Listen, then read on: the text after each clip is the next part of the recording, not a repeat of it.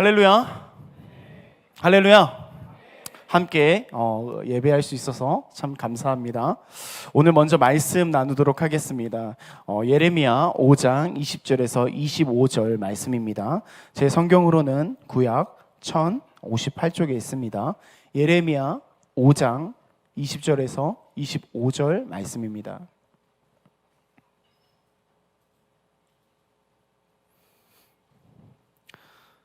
예레미야 5장 20절에서 25절 1058쪽에 있습니다. 다 찾을 줄 믿고 우리 함께 교독하도록 하겠습니다. 제가 먼저 봉독하겠습니다. 너는 이를 야곱 집에 선포하며 유다에 공포하여 이르기를 어리석고 지각이 없으며 눈이 있어도 보지 못하며 귀가 있어도 듣지 못하는 백성이여 이를 들을지어다. 여호와의 말씀이니라. 너희가 나를 두려워하지 아니하느냐? 내 앞에서 떨지 아니하겠느냐? 내가 모래를 두어 바다의 한계를 삼되 그것으로 영원한 한계를 삼고 지나치지 못하게 하였으므로 파도가 거세게 이나 그것을 이기지 못하며 뛰노나 그것을 넘지 못하느니라. 그러나 너희 백성은 배반하며 반역하는 마음이 있어서 이미 배반하고 갔으며 또 너희 마음으로 우리에게 늦은 비를 때를 따라 주시며 우리를 위하여 추수기한을 정하시는 우리 하나님 여호와를 경외하자 말하지도 아니하니. 함께 읽겠습니다. 너희 허물이 이러한 일들로 물리쳤고 너희 죄가 너희로부터 좋은 것을 막았느니라. 아멘, 아멘. 저는 오늘 이 본문을 가지고 신앙의 매너리즘이라는 제목으로 은혜를 나누려고 합니다. 다들 함께 하시는 거죠? 우리 제목 함께 읽어볼까요? 아멘. 우리는 이 교회를 다니면서 이 믿음으로 삶을 사는 것에 대해서 신앙생활이라고 얘기를 합니다. 종교생활 또는 신앙활동이라는 단어를 사용하지 않아요. 이 신앙생활이라고 우리가 지칭하는 것은 이 믿음을 가지고 이 믿는 교회 안에서만 사는 것이 아니라 우리 직장 가운데서 또는 학교 가운데서 또 믿지 않는 가족이나 믿는 가족 또는 세상 가운데서 믿음을 가지고 살아가기 때문에 우리는 신앙생활이라고 이 단어를 사용합니다. 그래서 우리는 이 신앙생활, 믿음을 가지고 삶에 사는 모든 영역에 그것을 드러내야 돼요. 우리가 믿음으로 이 신앙생활을 한다면 이 신앙생활에 반드시 우리 삶 속에 드러나야 되는 것이 있습니다. 무엇이 드러나야 되는지 예수님이 드러나야 되고 예수님이 주신 그 사랑이 흘러가야 되고 하나님의 은혜가 우리 삶 속에서 드러나야 됩니다. 우리가 열심히 하나님을 붙잡고 살아간다면 당연히 우리 삶 속에서 드러나는 모습들이에요. 그런데 오늘날 우리의 모습 속에서 이 신앙생활이 아니라 종교 활동으로 보이고 세상을 살아갈 때 믿지 않는 자와 구별되지 않는 모습들이 종종 드러날 때가 있습니다. 우리 안에서 매번 예배를 드리고 기도도 하고 말씀도 묵상하고 찬양도 듣지만 우리 안에 믿음이 보이지가 않는 거예요.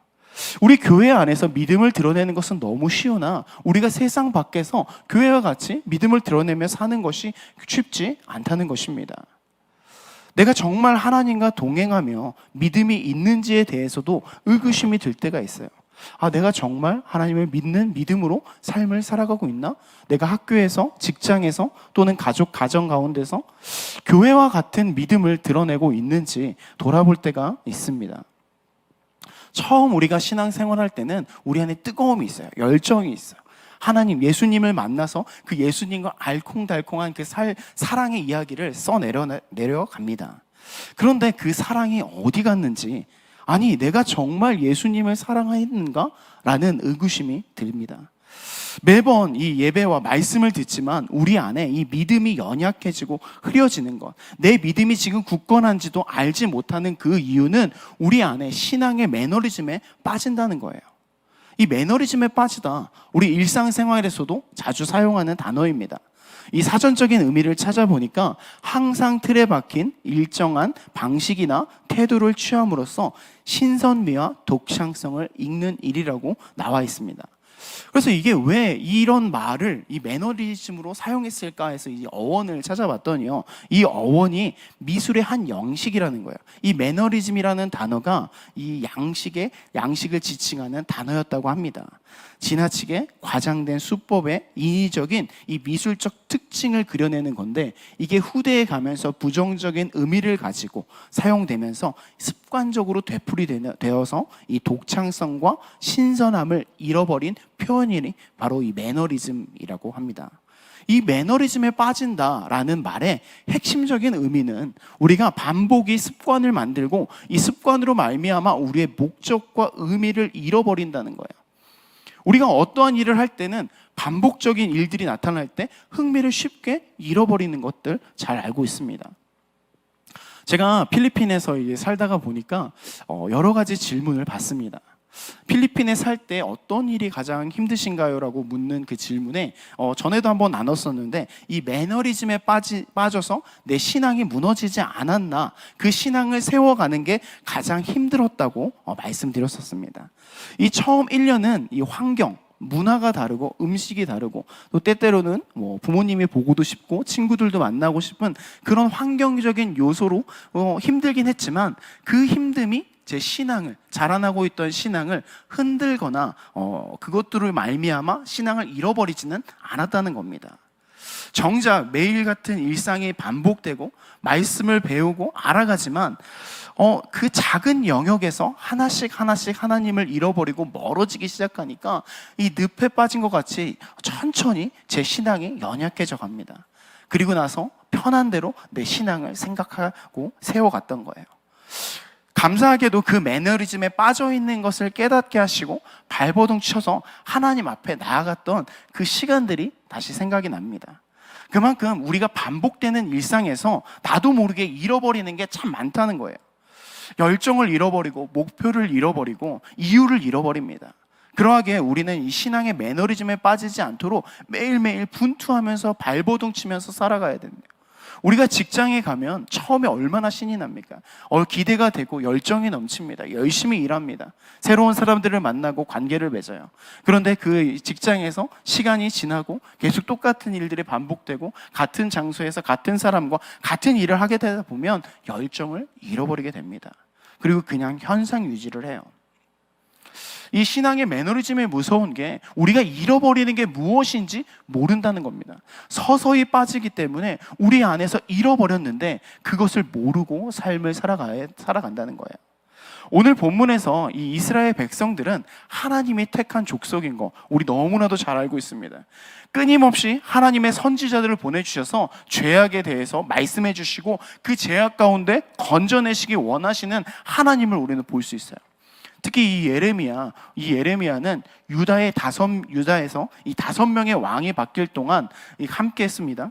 이 나라가 멸망해 가는 모습들을 보고 백성들이 타락하는 것들을 지켜봤어요.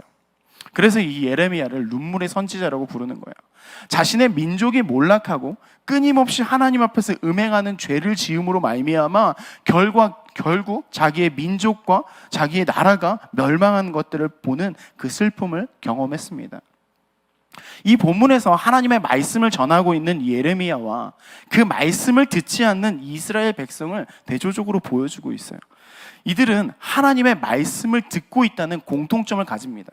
예레미야도 하나님의 말씀을 듣고요, 그 말씀을 대언함으로 말미암아 이스라엘 백성들도 하나님의 말씀을 듣고 살고 있다는 것입니다.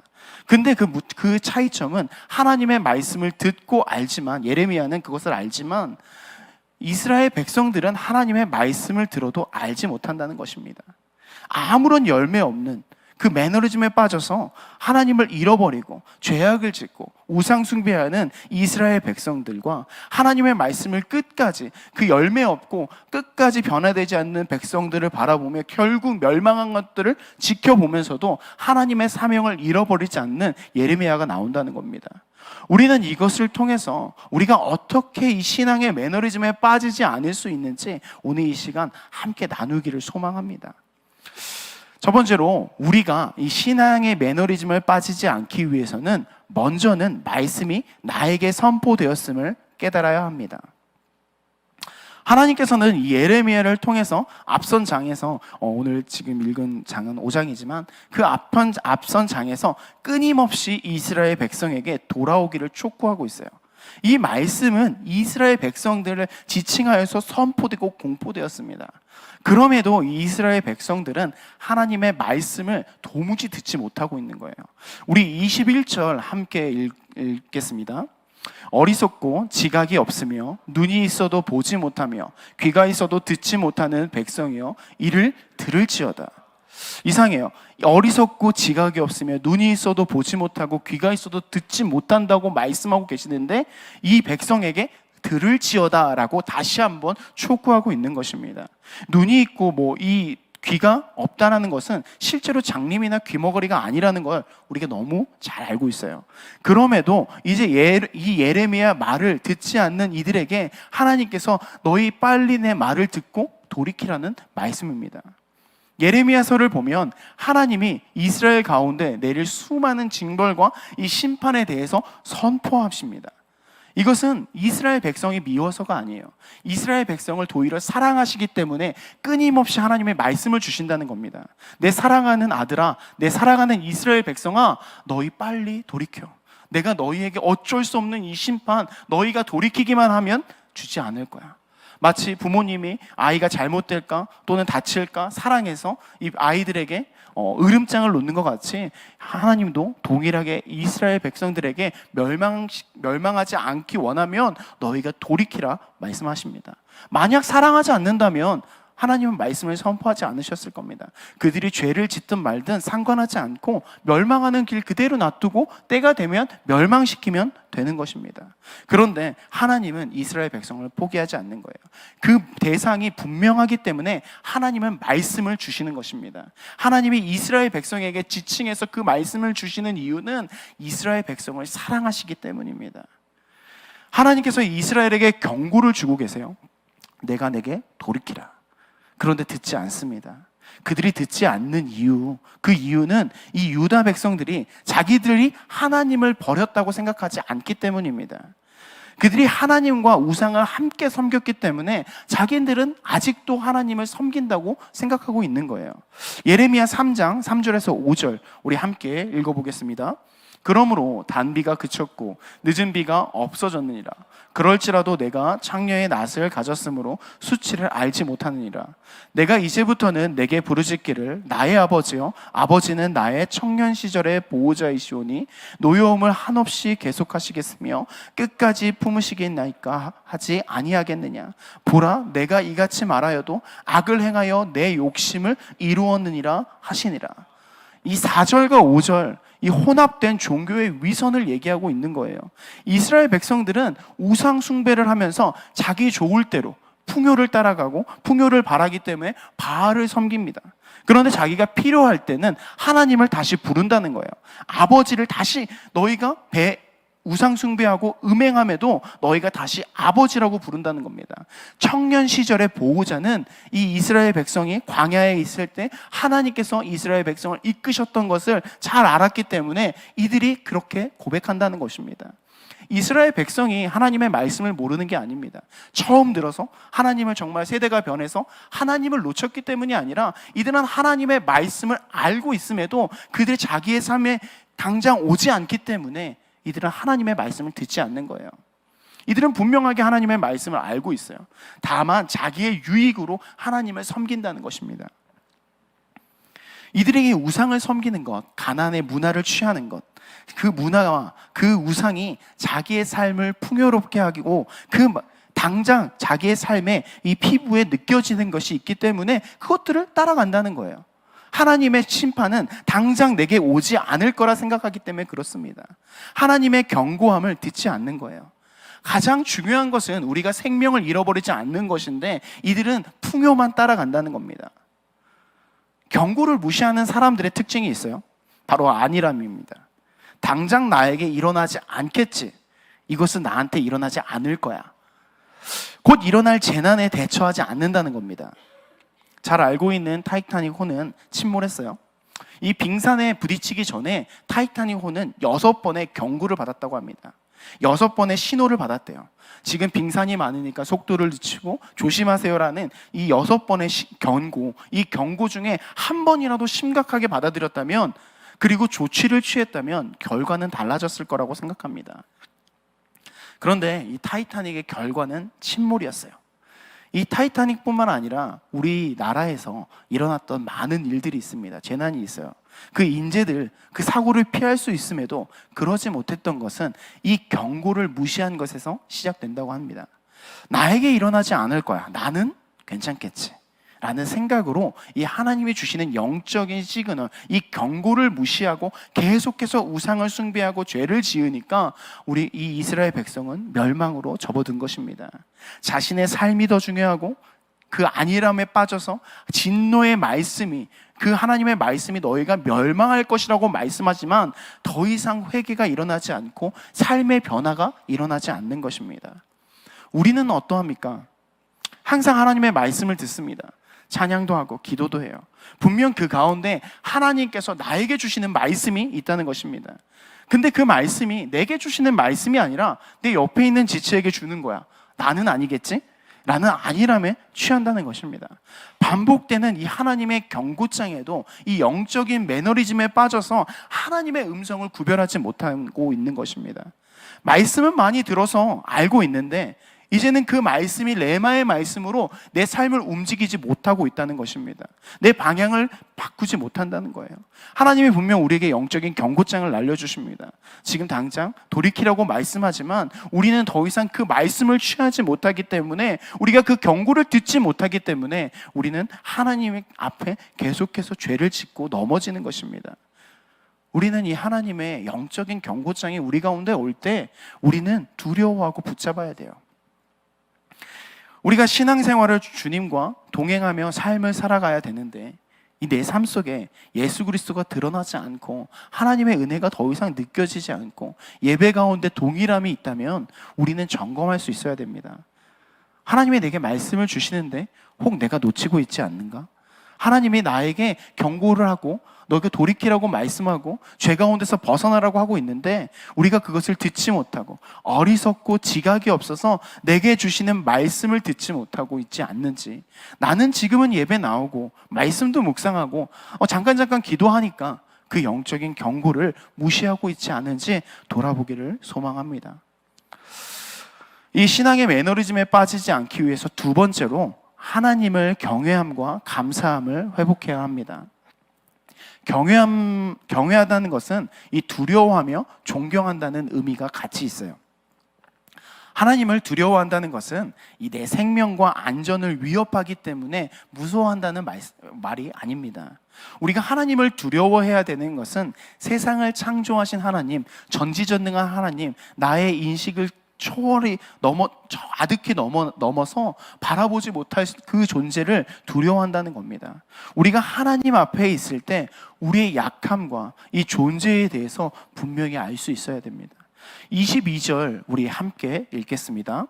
여호와의 말씀이니라 너희가 나를 두려워하지 아니하느냐? 내 앞에서 떨지 아니하겠느냐?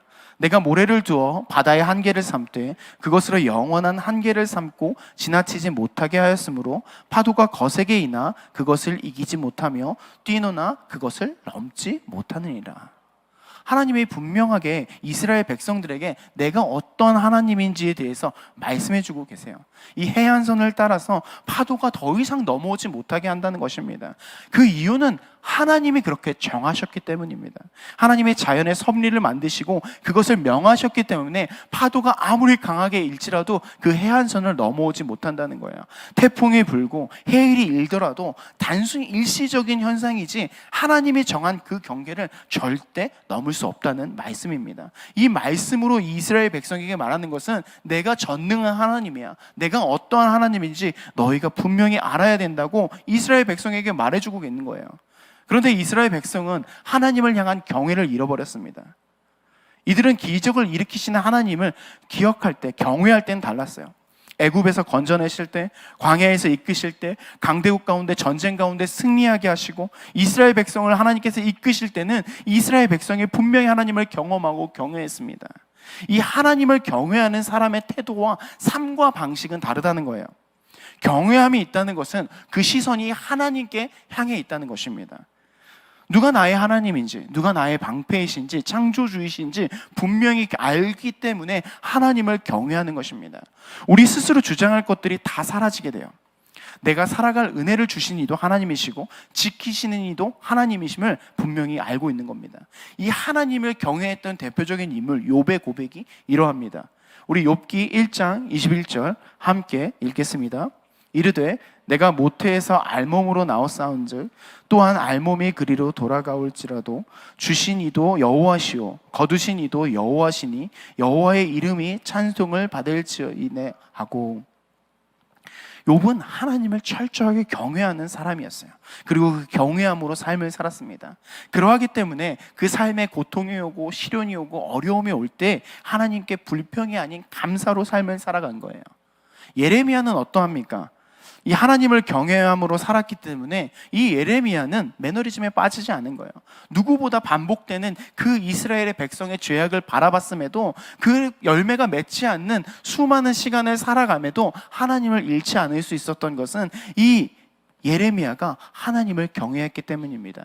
앞서 말씀드린 것처럼 요시야 왕부터 이 시드기야 왕까지 5명의 왕이 변할 동안 이 유다가 멸망을 지켜보면서도 예레미야는 끝까지 하나님이 주신 사명을 붙잡고 지켰습니다. 그리고 이 마지막 왕이 이 시드기야 왕 때 이 유다의 멸망에 대해서 예언을 하자 감옥에 갇히게 됩니다. 우리의 생각으로는, 아니 제 생각으로는 하나님이 좀 너무하신 거 아닌가라는 생각이 들기도 합니다. 부르신 것도 하나님이시고 보내신 것도 하나님이고 열매도 없고 비난만 받고 그 민족들에게 계속 너희 멸망할 거야 라고 선포하니까 민족들이 어떻게 보겠습니까?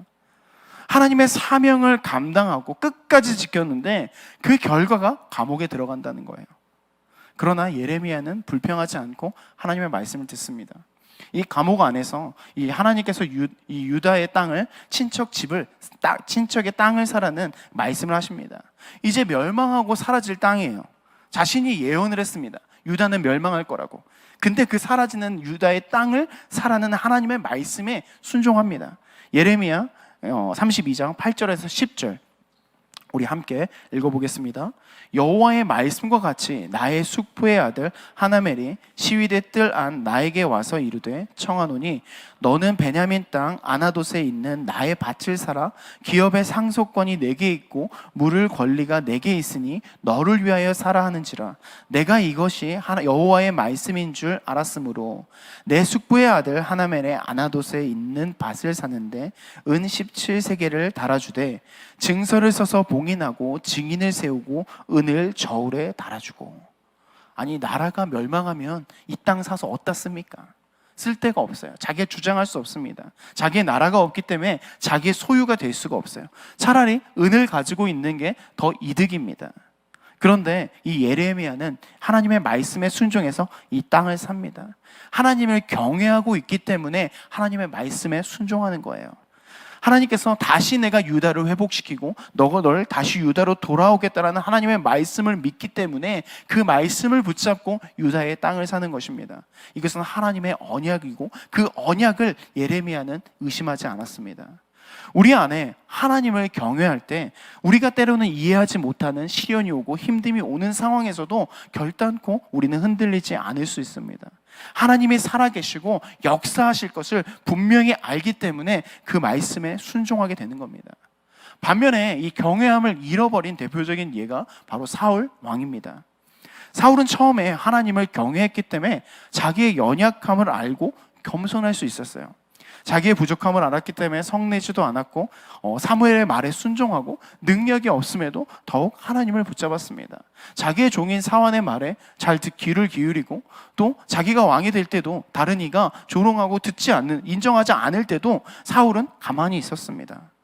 그런 사울이 이 하나님을 향한 경외함을 잃어버리니까 자신의 힘으로 해결하려고 합니다. 하나님을 향한 두려움이 아니라 세상을 향한 두려움이 그의 삶 가운데 다가오는 거예요. 그래서 사무엘을 기다리는 게 아니라 자기 스스로 제사를 지내는 죄를 범합니다.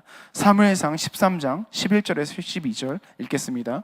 사무엘이 이르되 왕이 행하신 것이 무엇이냐 하니 사울이 이르되 백성이 내게서 흩어지고 당신은 정한 날 안에 오지 아니하고 블레셋 사람은 미막새에 모였음을 내가 보았으므로 이에 내가 이르기를 블레셋 사람들이 나를 치러 길갈로 내려오겠거늘 내가 여호와께 은혜를 간구하지 못하였다 하고 부득이하여 번제를 드렸나이다 하니라. 백성이 흩어지는 것 같고 사무엘이 오지 않을 것 같고 적들은 밀려오는 이 상황과 환경을 보고 하나님을 의지하는 게 아니라 자기의 힘을 의지한다는 겁니다. 부득이하게 번제를 드렸다는 겁니다. 경외함을 사라지니까 하나님을 향한 감사도 믿음도 사라지는 것입니다. 하나님께서 역사하실 것, 정말 하나님을 경외한다면 그 백성을 지킬 것을 믿지 못하고 있는 것이, 믿어야 되는데 믿지 못하는 것이 이 사울, 경외함을 잃어버린 사울 왕이라는 것입니다. 오늘 본문 24절 함께 읽겠습니다. 또 너희 마음으로 우리에게 이른 비와 늦은 비를 때를 따라 주시며 우리를 위하여 추수한 기한을 정하시는 우리 하나님 여호와를 경외하자 말하지도 아니하니. 하나님이 주시는 은혜를 완전히 잃어버린 겁니다. 살아가는 은혜, 그 이스라엘 땅에는 비가 많이 오지 않는다고 해요. 그래서 하나님께서 그 때에 맞게 아침에 이슬을 내려주시고 이른 비와 늦은 비를 주지 않으면 그 곡식을 잘 맺을 수 없다고 합니다. 그래서 농사를 짓기 위해서는 철저하게 하나님의 일하심이 있어야 된다는 거예요. 근데 그 일하심을 아예 잃어버린 겁니다. 하나님이 주시는 그 은혜가 어디서로부터 오는지 그 감사를 잃어버리니까 하나님을 잃어버리는 겁니다. 주신 일을 잃어버리고 경외함도 사라지는 거예요. 반복되는 예배와 삶으로 주시는 하나님을 잃어버렸지 않았는지 우리의 모습을 다시 한번 돌아봐야 된다는 겁니다. 우리가 하나님 앞에서 예배를 드리는 것은 하나님이 주시는 은혜입니다. 내가 드리는 것이 아니라 하나님이 우리에게 주시는 것입니다. 우리에게 드릴 것은 하나님을 향한 감사와 경외함밖에 없다는 것입니다. 예레미야 29장 13절 함께 읽겠습니다. 주께서 이르시되 이 백성이 입으로는 나를 가까이하며 입술로는 나를 공경하나 그들의 마음은 내게서 멀리 떠났나니 그들이 나를 경외함은 사람의 계명으로 가르침을 받았을 뿐이라. 우리가 예배 드린다고 하고 하나님의 말씀을 따라 산다고 하지만 정작 우리 삶 가운데 하나님을 향한 마음을 잃어버렸다는 것입니다. 우리가 예배에 나오지만 습관처럼 그냥 의무로 예배에 나오고 그냥 예배 드리고 갔으니까 나의 믿음은 괜찮다라고 하는 우리의 모습과 동일한 것입니다. 우리 안에 정말 하나님을 사랑하는 마음이 있는지, 내가 예배에 나오는 그 이유가 하나님을 향한 마음을 가지고 나오는지 우리는 돌아봐야 합니다. 내가 정말 하나님을 경외하고 있는지, 내가 정말 하나님이 나에게 주신 것에 대해서 감사하고 삶을 살아가고 있는지 돌아보며 하나님을 붙잡는 우리가 되기를 간절히 소망합니다. 마지막으로 신앙의 매너리즘에 빠지지 않기 위해서 내가 죄인임을 기억하고 회개해야 합니다. 이스라엘이 이 죄에 깨닫지 못하고 하나님이 주시는 은혜를 받지 못하는 것은 그들의 죄가 그 하나님의 축복을 막고 있는 것입니다. 앞서 말씀드린 것 같이 하나님은 이스라엘 백성을 사랑하셨어요. 그래서 끊임없이 축복하십니다. 끊임없이 부어주시고 그들이 돌이키기를 바랍니다. 그런데 이스라엘 백성이 행하는 것은 이스라엘의 음행이에요. 이스라엘은 하나님에 대해서 잘 알았다고 말씀드렸습니다. 하나님이 주신 축복이 무엇인지, 조상으로부터 어떻게 내려왔는지에 대해서도 배우고 알았습니다. 그러나 스스로 자신이 죄인인지를 깨닫지 못하니까 회개하지 않고 돌이키지 않고 그러하기에 하나님의 그 축복이 끊어지는 것입니다. 25절에서 이렇게 말씀하고 계십니다. 우리 함께 읽어보겠습니다. 너희 허물이 이러한 일들을 물리쳤고 너희 죄가 너희로부터 좋은 것을 막았느니라. 이 말은 너희가, 반대로 말하면 너희가 돌이키면 내가 이 은혜 다시 너희에게 부어줄게라는 말과 동일합니다. 그런데 이 은혜가 좋은 것을 막는 이유는 죄 때문입니다. 주님은 죄에 집중하시는 분이 아니에요. 주님이 집중하는 것은 우리의 영혼입니다. 우리가 말씀을 듣지 못하고 감사함을 잃어버리고 경외하지 못했을 때도 그때도 하나님은 우리의 영혼에 집중하시는 겁니다. 하나님이 집중하는 거 우리가 돌이키는 거예요. 그래서 계속해서 이스라엘 백성에게 선지자를 보내주시는 것입니다. 이스라엘에게 계속해서 말씀을 부어주시는 거예요. 우리에게는 예수님의 대속하심으로 구원을 열어주시고 말씀을 주심으로 말미암아 우리가 하나님을 따라 살 수 있도록 우리에게 은혜를 허락하여 주시는 것입니다. 이 선포된 이 말씀들은 이스라엘에게만 선포된 것이 아니라 우리에게 주신 말씀이에요. 가장 좋은 것을 허락해 주셨는데 우리가 그 좋은 것을 바라보지 못하고 우리 삶에, 우리 피부에 오는 이 삶 가운데 주시는 물질적인 축복, 세상의 축복을 쫓아 살아간다는 것입니다. 그 축복을 막는 거, 짧게는 이 땅에서 살아갈 때 하나님이 주신 이 참된 축복인 예수님과 동행함을 잃어버립니다. 멀리 보면 우리의 천국을 바라보지 못하게 하는 그 삶을 살게 되는 겁니다. 사람은 누구나 죄를 지을 수밖에 없어요. 그러하기에 행위로 의롭다 하심을 받을 수 없다고 말씀합니다. 하나님이 주시는 은혜 아니면 우리는 구원받을 수 없어요. 우리가 만약 율법을 지켜서 정말 완전하게 완벽하게 그 율법을 지켜 행한다면 하나님께서 우리에게 예수 그리스도를 보내지지 않으실 수도 있습니다. 이 땅에서 살아가면서 우리는 자랑할 것이 하나도 없어요. 우리가 얼마나 죄인인지를 깨달은다면 영적인 이 매너리즘이 올 수 없다는 겁니다.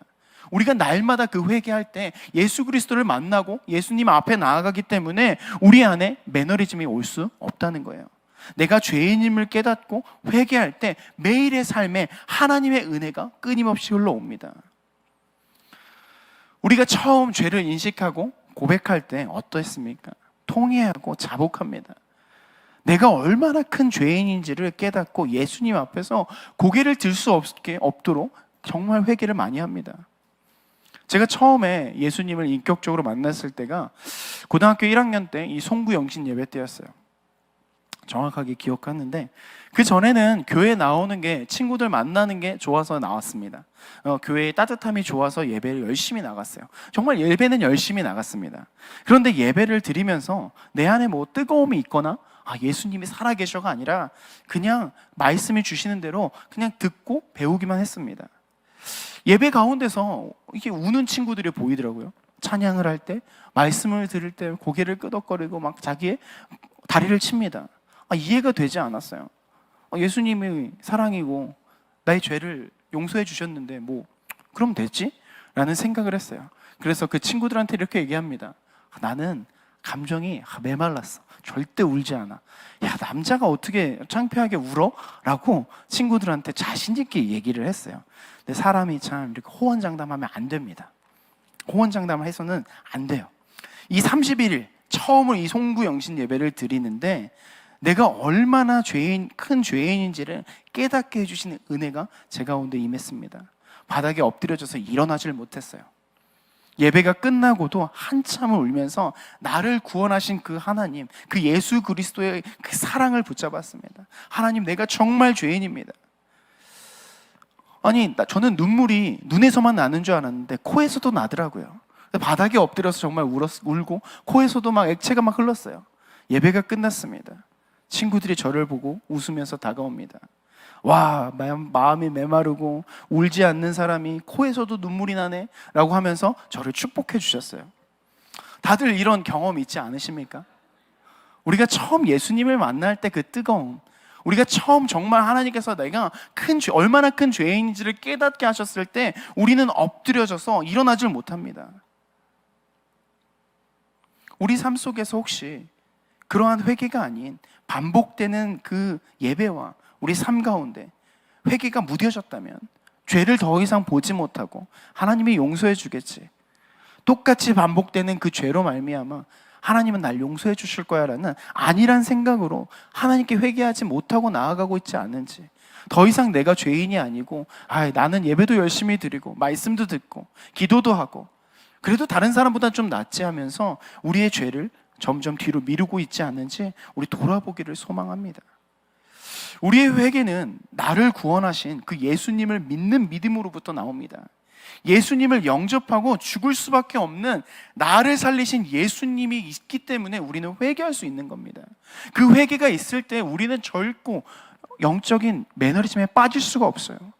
매일이 반복되는 게 아니라 날마다 새로운 날을 우리에게 허락하신 하나님이 계시기 때문에 우리는 주님의 은혜를 붙잡고 하나님 앞에 끊임없이 나아가는 것입니다. 죄사함은 피 흘림이 있는 거예요. 예수 그리스도가 우리를 향해 그 피를 흘리셨습니다. 이 회개함은 입술이 아니라 내 삶 가운데 드러나야 됩니다. 회개하고 죄를 짓지 않기 위해서 내 육신을 쳐서 복종시켜야 됩니다. 물론 우리는 또 죄를 지을 수 있습니다. 죄인이기 때문에 넘어지고 쓰러집니다. 그러나 우리가 그 죄를 짓지 않기 위해서 부단히 노력해야 되는 거예요. 정말 내 가슴을 치고 하나님 앞에 일어나지 못하게 기도해야 된다는 것입니다. 이게 내 올무가 되지 않을 거예요. 그 죄가 내가 올무가 되지 않아 버리는 그 아니란 생각이 주님을 바라보지 못하게 하고, 회개한다고 하면서 하나님을 바라보지 못하고 영적인 경고를 주고 계심에도 죄책감이 점점 사라져서 더 이상 기도하지 않는, 그 죄에서 스스로 자유하게 된 영역이 있지 않은지 우리는 돌아보며 이 말씀을 통해서 보기 원합니다. 말씀을 맺기를 원합니다. 우리는 매일 같은 삶을 사는 것이 아니라 하나님이 새로운 하루를 허락해 주시고 우리에게 주신 거예요. 새날을 살아가는 것을 기억해야 합니다. 어제의 반복이 아닙니다. 나를 구원하신 그 주님과 동행하며 삶을 사는 그 신앙생활, 하나님이 주신 축복이에요. 예배 안에 더 이상 새로울 것이 없고, 하나님의 음성이 전에도 들었던 음성, 또 주실 음성, 내가 회개해도 난 또 죄를 지을 거니까, 그러한 신앙의 매너리즘에 빠져 있어서 하나님의 그 진노의 말씀을 우리가 듣지 못하고 있지 않는지 돌아보기를 간절히 소망합니다.